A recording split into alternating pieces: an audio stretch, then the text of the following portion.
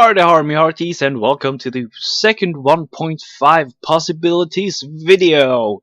This is the on-demand storage system, and before we start this video I want to tell you that I am not the first to come up with the idea. Minecraft PG1 or PG5 it is has already done this for his 100 or 10k subscribe count, I can't remember what. But he has already done a system like this, but his is way more resource intensive and complicated to use. So I thought that I would make one myself that is easier to use, but of course has its own downsides, like that you actually have to have one of each item at your disposal. And it's awesome. I love this build. It's very cool and it's very nice. And that's Skype. I'm sorry about Skype, but let's start with this video. Now the very first question you might have is, mate, what? I can't speak today. I'm sorry. The very first question you might have is, how do I use this thing? You say it's super simple, but there's a bunch of chests with items, and this doesn't tell you anything. Well, it is very simple. Let's say I want some stone. I want to access my stone storage. Then I'm going to actually flip this switch into output mode. Put a stone inside this chest. I am going to wait for a very short moment and the roof will come up and a storage minecart will come down. This storage minecart contains all my stone. It's not very much, I know.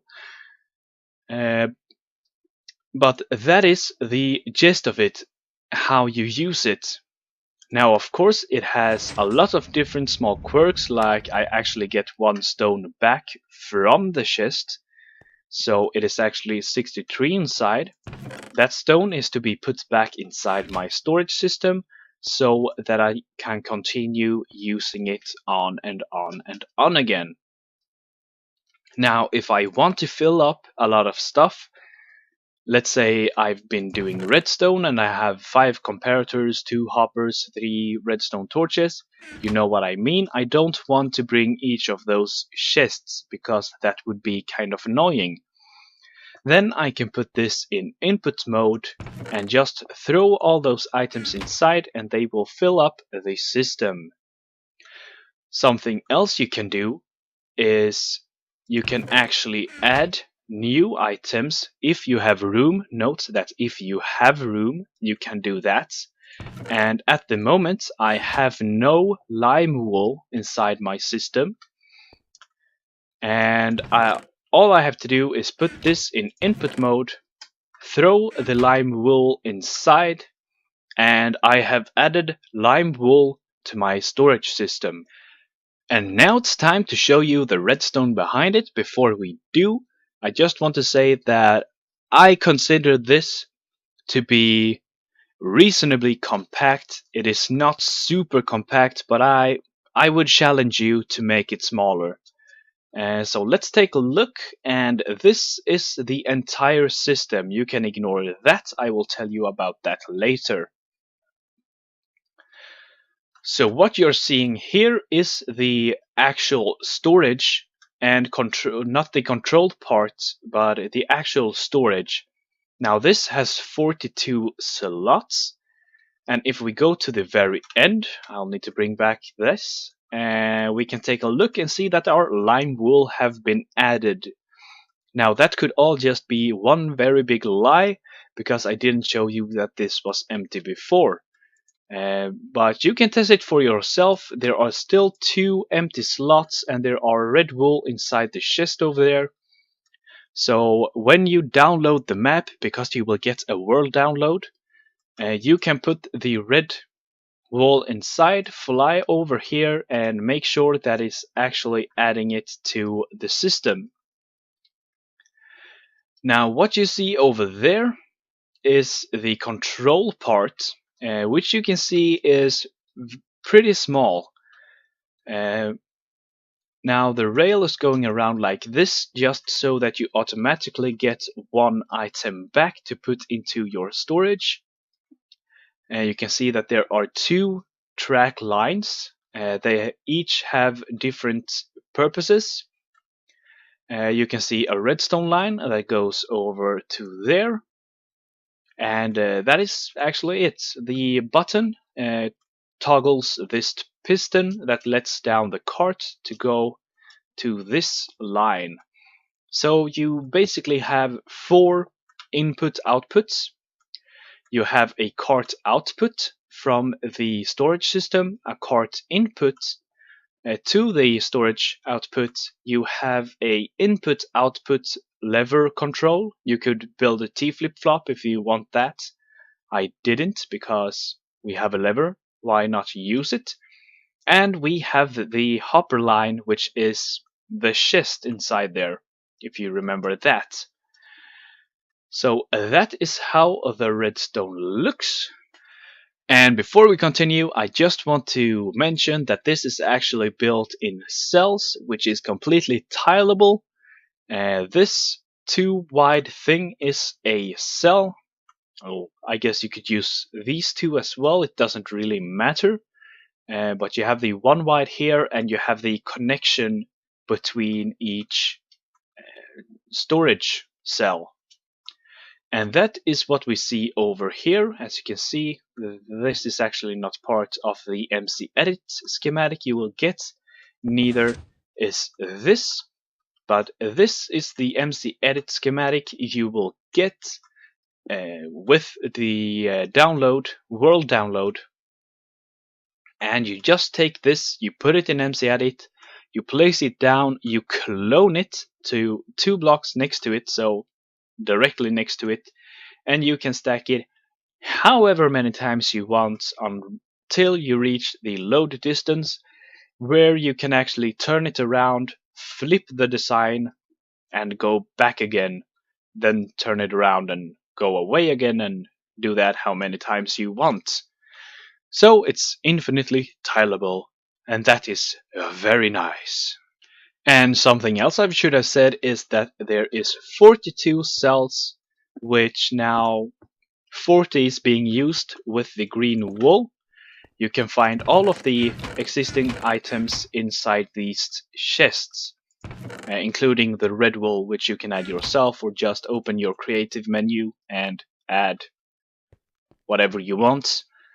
And before we want to get to the last part, which is where I explain how it works, which is everyone's favorite part, which actually everyone wants to have a block by block tutorial instead, but I am giving you the world download and the MC Edit schematic, so you will not get a block by block tutorial for this, neither a layer by layer tutorial or any other tutorial more than me telling you how it works, because that is what I think is interesting,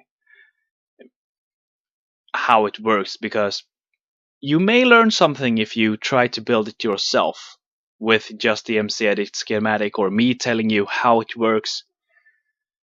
But yeah, before we go to the last part, don't forget Minecraft PG5 has done something very similar, and his video is down in the description together with the world download, which is from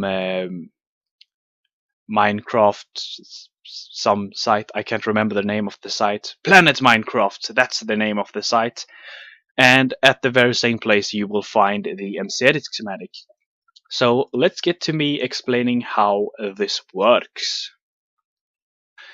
Hello and welcome to the part of knowledge. If you are interested in how this works, or maybe you want to improve upon it or make your own design, which actually I would like to see your designs, to be honest. So here I am going to tell you exactly how it works. This part over here, which I have color coded white, is the sorting system. It's a regular sorting system, and at the top there would be a hopper line going across like this, as you can see over there, this is the input output lever, and when it's on it's in output mode, and when it's off it's in input mode. This is where the cart will leave the system. This is where the cart will enter the system once again. So you can just imagine this being stacked, as it is over there. And when it's in input mode, this is purely a sorting system and nothing more. We're only using the top part. We're reading this hopper, which has 21 or 22 items. When it has 23, this turns on, powering this repeater, doing nothing, and powering this repeater, turning off this torch, turning off this repeater, which lets this hopper pull items from over here and putting them inside the minecart. So that's not very interesting. Now let's look at the output circuit, which I have color coded white. Now when an item gets in, which is what happens when we put it in the chest, it just goes through the sorting system. The very same thing happens as the input option. This powers, and lets the items fall through.